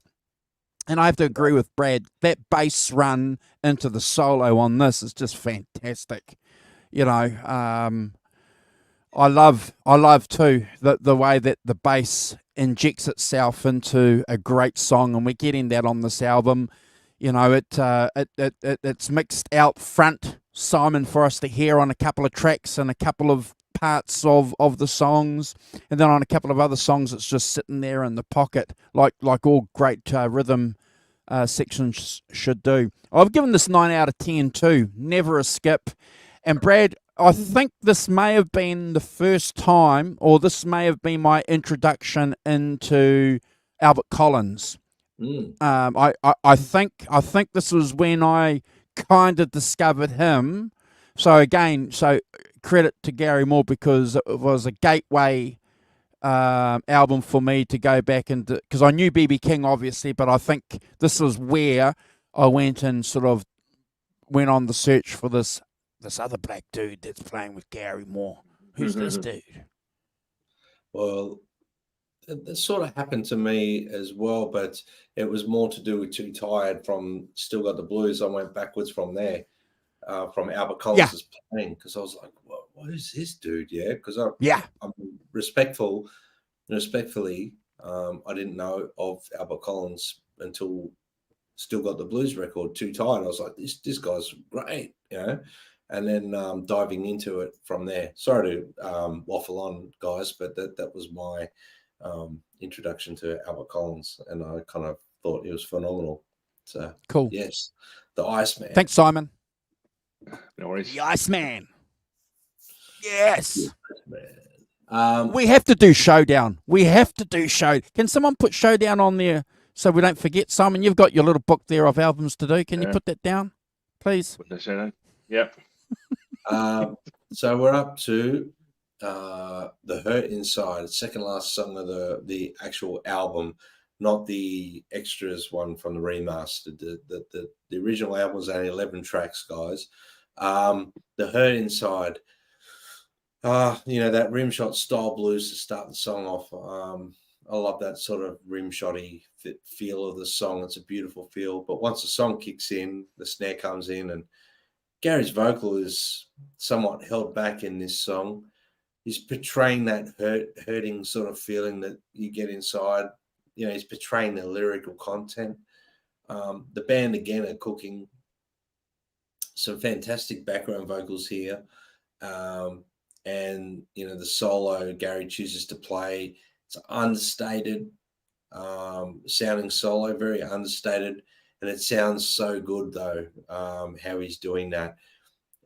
When I point these things out like he's playing understated, it's not a bad thing. He's playing perfectly for the song. I'm hearing a lot of his influences in this solo, especially the BB King thing. I mean, obviously recording with BB King and BB King being one of his heroes, it's going to creep in there. And I do hear Albert King in there as well, because, it was a big part of that whole sort of resurgence of blues in the early 90s with Stevie Ray Vaughan. Everyone was like talking about Stevie as being, he just plays, he cops Albert King. Well, Gary did too at times, but not as a little bit more subtly than Stevie Ray Vaughan. But, anyway, 8.5 out of 10. Never a skip, gentlemen. I think it's a wonderful song, The Hurt Inside. Simon. Yeah, it's kind of got that mellow, kind of smoky midnight blues vibe to it, hasn't it? It's kind of, yes. As Derek just said, the album winding down. Interesting. Yes. It's kind of on a sort of calm downward slope. Again, horns, choppy guitar under the vocals, horns, and some strings, keyboard stuff as well. And I picked up on that very BB King kind of playing on this as well, isn't there, Brad? Absolutely cool vibrato as well. You want to know about vibrato and Gary Moore? This is a great track to go and listen to listen to it. Again with the backing vocals too, is kind of it's great, good, fantastic. Well, one thing about this album, fantastic arrangements of things. There's always things to keep interested, things going on in the background, instruments in, instruments out, and stuff. And the use of the backing singers is really good as a as a dynamic between him and them. Fantastic. 8.5 out of 10 from me, but never a skip. Oh, I've done 8.5 this time. God, I got a half. There you go. Andrew. I just want to do a shout out to Emmett and Blues for Life. Thank you guys for joining us. Blues for Life makes a couple of comments on our video, so thank you guys for catching us live. I'm out on a limb here, guys. You guys have got me out on a limb, and you guys have got a chainsaw in one hand and a handsaw in the other, and you're sawing me off it, Brad and Simon, because I've ranked this song 10 out of 10 because I think it's one of Gary's best vocal performances ever. I just think the way that he chromatically sings, that you can hear it a lot and clearly on this track, and I'm blown away by it. It's been one of the deep grooves, deep tracks, Simon, off this album, and I think it deserves a lot of a lot more recognition. So, at least someone around here knows what they're listening to. So I've given it 10 out of 10. Never mind you, rabble. You mean? You just raised the bar again of the channel. Maybe Simon and I will bring it down a notch. So thank you, Andrew. Thank you. We can always lean on you for that. Thank you, bro. until your potty mouth creeps in, and then we're backwards again. But I think it's a wonderful vocal performance. It's incredible vocal performance. It is actually. Yeah, maybe I'll have to, go on back and have a listen to it and listen to it after hearing your ranking. Oh, that's the wonderful thing, though, guys. We say it all the time. It's great, to sit here and talk about, because it makes you go back and reassess things. And it's happened a number of times with albums we've done where I listen to a song and I think, oh, it's about a 7. And then Simon or Andrew will say, oh, no, it's a 10 out of 10, never a skip. And I'll go back and listen and I think, yeah, maybe I need to re-rank this. Yeah. But anyway. So I think, Brad, that the other possibility is that he's wrong and we're right. Well, because he's the boss, mate, I didn't want to go down that path, but because you put your toe in that direction. He's always right. Derek's given it a 9. Yeah. Ellen's given it 8.5. So she's got a chainsaw in her hand too. Well, yeah, she's the arbiter of taste. 8's a good score for it. I mean, it's not bad. Yeah, I know. It's not like I gave it a 6 or a 5, measly 5 or something, Which is what we did last week. Yeah, well, there was rang on us. Oh. All right, guys, we got to the last track of the actual album. This is a very, very interesting song I've put here. It's a very different vocal delivery from Gary on this song. There's a lot of heartfelt emotion in the delivery of this song. The arpeggiated chords with the orchestration does capture the vibe of the lyrical content really well. It's done really well. Gary's guitar solo, it's like listening to someone tell a story, like listening to the Rock Professor or Andrew telling a story. You know what I mean? It's captured that way. It's not like he's trying to, highlight his guitar finesse. He's talking through his guitar. It has a purpose. He's not trying to stand out, but it does stand out because he's doing that, in my opinion. But it's definitely being more part of the song than trying to show guitar finesse. It's beautiful. Equally, the outro guitar piece sounds phenomenal as well. I gave this one an 8 out of 10 as well, guys, and a wonderful way to end the album. I think it's a beautiful song. Simon. Yes, we say good morning to Arvin. Good morning, Arvin. He and I were having a funny conversation in the week about shopping on Amazon after when you've had the odd glass of wine. Oh, yes. He bought a guitar on Amazon having had the odd glass. Oopsie daisies. Oopsie daisies. I hope it's a good one, Arvin. Oh, funny. But so the last track, yeah, interesting. This kind of, I slightly struggled with this on the grounds of whether it fitted in with the rest of the record. I'll be really interested to hear your views about it.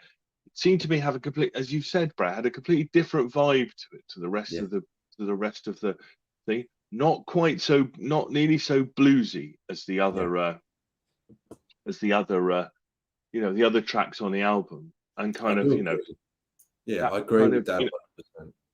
Yeah. I mean, I completely agree with you. It's got fantastic. The guitar playing is amazing, kind of soaring. A bit slower, more melodic. Still bluesy because that's Gary Moore to his fingertips. But kind of more melodic, kind of bends and stuff going on, especially as I said before. It's got strings on it, which you have to force me into thinking a real positive. But I wondered about, especially as the extended stuff on Spotify has some fantastic tracks on it. That I don't know whether I felt that maybe one of those would have been more fitting as a closer to the album or not, really. But as a sort of ballad, interesting track and stuff. And I gave it 8 out of 10, like you, Brad, I think. But as I say, the thing that struck me about it most was whether I felt that maybe one of the other tracks would have been better on it as an ender. It's difficult to know. Andrew. Yeah. I kind of agree with what you said there. On the positive, it continues the impressive vocals from the previous track for me. And bear in mind, folks, we are diehard Gary Moore fans here, but I got to call the song as I hear it. Got to agree with with the Rock Professor here. The song for me meanders along. It just meanders. It's Brad. It's not telling a story like you just said before. Gary Moore is one of those great craftsmen in blues and in music who can tell a story, and a lot of guitar players that we listen to don't and can't. But this guy can. But I agree with what the Rock Professor has said. This track for me is a bit of a disappointment, and it's sometimes a skip. I'm just reading the comments here. I think Derek's saying that it's a brave choice, but he rates it. He rates it 10 out of 10. I'm going to give this a 7 out of 10, Brad, but it could sometimes be a skip. On what is otherwise a masterpiece. But if you go and listen to the 4 other tracks after this on the Spotify release, it makes up for it, doesn't it? That's what I was going to say. Like the all-time low is phenomenal. Wake Up This Morning, I mean, that features BB King on that one as well. That I'm surprised that didn't make the album for that reason alone, because that obviously recording with his heroes, I'm surprised that didn't make the album, but obviously I'm glad it's in that re-release in 2002. Moving on down the road, Don't Start Me Talking and Once in a Blue Mood, it's instrumental, but it's it's great, 1, 2, 3, 4, 5 tracks after that. So Can I just interrupt, bro? Because Derek's saying he's wondering where Gary would go next with his music. You're not suggesting that maybe Derek, Gary would go down the crooner kind of path like Rod Stewart did, like the Great American Songbook? He's not going to go down that path, is he? I mean, you look at his discography after he did After Hours. Blues for Greenie came out. There was the Blues Alive album that came out as well, and then there was Dark Days in Paradise, which was obviously a different sort of direction, in my opinion, and then A Different Beat was a different direction. So he still stuck with the blues for 1 or 2 things there afterwards, but still blues orientated. And then he went back to the blues after A Different Beat. He went back. The album was called Back to the Blues because correct. he knew that that was his that where he made most of his bread and butter. I think he knew that that's where he belonged, I think, is an artist. But he definitely, it's a really good point that Derek's raised there. He definitely wanted to explore different music as well as being a bluesman, I think. But I think later in his career, he settled on being a bluesman because he knew that's what he was, Yeah. It's just an interesting point, though, because when he passed away, in 2011 or something like that, would he have continued Simon doing blues albums, or would he have gone, down that big band road? Brian Setzer did it. I don't know. Yeah. I was just going to say one thing that struck me was the use of strings and stuff. Clearly, for me, there's a parallel, with 24 Nights, with Eric playing with an orchestra and stuff. Did in the early 90s it become a bit of a vogue for people? Oh, look, playing with an orchestra, that's interesting. And kind of taking it to a different place. Don't know. I think with Gary, it was more to do with he loved that sort of BB King band sound. I think he really liked that with the brass section and that sort of Midnight Blues Band was what he Fleetwood Mac. called his touring band, yeah, the Midnight Blues Band or something like that. He liked that vibe of BB King and the whatever it may be of the band. It was announced as an entity of its own. I think he really enjoyed playing with that. It's funny, you talk about bands that are big, like having horn sections and keyboards and all that. It's more than one lead instrument then, but if it's just bass, drums, one guitar, maybe two guitars, it's hard to do different stuff. But when you've got horns and you've got keyboards and everything like that, there's way more going on. So he actually can sit back and let pockets of music happen and then shine when he wants to and pull back when he wants to, which is, anyway, it's just, right. Yeah, it's a very good point, though. Very good point. But Derek doesn't think he would have done the American songbook route quite. Look, not that. I think as an artist starts to age as well, I think the reality sets in of what they're meant to be doing, And I think with Gary, he knew he was a bluesman, and he started, as an artist loving the blues, and he went down the rock path like many do, but he came back to the blues. He drifted a little bit and came back to other things like BBM, and then he did Scars, and then he did these little projects where Scars was like a real Hendrix vibe thing, and he loved Hendrix, and then obviously went back to the blues, and but I look forward to doing more Gary Moore stuff, guys. It's way up there for me. It's one of my biggest influences on guitar, at least 100%. And we love Gazza on this channel, 100%, bro. Fantastic. It's fantastic. Yeah. So thank you, gentlemen, for letting me pick this record, because I've had a lot of fun listening to it again this week, and it's been super analytical. Yeah. Great. Yes, fantastic. So do we know what we're doing next, guys? Have we had this discussion? I think it's the Rock Professor next. Yeah. I know what we're doing next. Shall I show?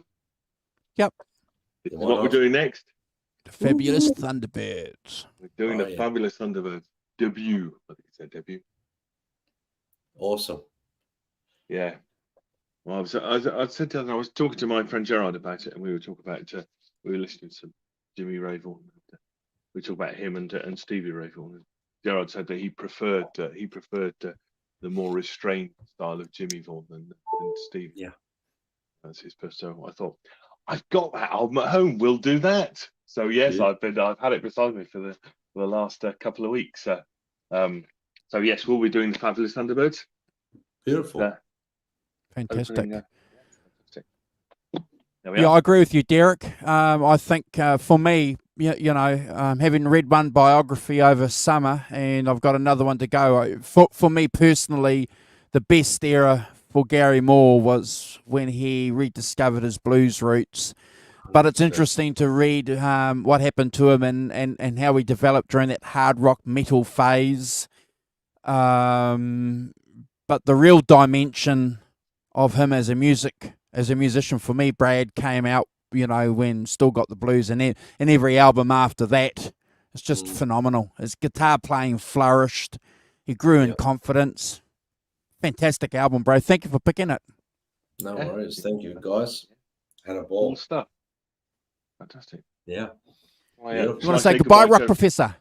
Yes. So thanks to Alan, Derek, of course, Gret Zeppelin. Fantastic. Lots of comments from Derek. It's really good. Good to have you on, Derek. Johnny Heartbreaker, Arvin. Hope your guitar's nice, Arvin. Arvin. Blues for Life. Arvin's been buying guitars, has he? Yeah. I don't know if I should say. I won't say. It's a be our little secret. Emmett, Davey Woodford. Why do I got Davey Woodford? Davey Woodford was the singer in a Bristol band called the Brilliant Corners. I'm sorry, Dave. I get muddling up with him. Clearly, that's not you. So Davey's on Cyprus. He's a gigging musician on Cyprus. He's British. He's a Tottenham Hotspur fan. We're great mates on Facebook, and he's also good friends with Bob and Ramon from the Guitar Show. So, and also good friends with Michael as well. So we're all interconnected, Brad. I've just subscribed to your channel, Davey. Apologies, I hadn't subscribed to it before because we're friends on Facebook. I kind of assumed that's how it worked. I have subscribed. We've got Boomster Black. Thanks, Boomster. Good to see you. And for joining in. Fantastic stuff. Who else do we have? John ZD351. Have a good week, John. Take care. And going back up the top, Gret Zeppelin. I think I've got everybody, I hope. Quentin and Simtree. Thanks for dropping by, guys. Quentin and Trev. It's good to see you as well. I've got there Charlie S as well, who's up there in Jersey. I don't know if that's New Jersey or the island of Jersey near me. The island of Jersey near you. Oh well, That's Liquid Charlie. Oh, Liquid. Oh, right. Okay. I should pay more attention tonight. Fantastic. Well, thanks to everyone for joining in and all your great comments as well. Fantastic to have you along. And we'll see you next week for the Fabulous Thunderbirds. So grab your guitar, Brad, because the rock professor said pick guards or not pick guards. So this is going to be the thumbnail for a community post. Pick guard or no pick guard. Oh dear. I'm trying to go. I've got my Strat out, not my. Oh dear. Get that Fender out of here. Hit that Fender out of here. I've got another one out. But this is all right. Look, this is not one either.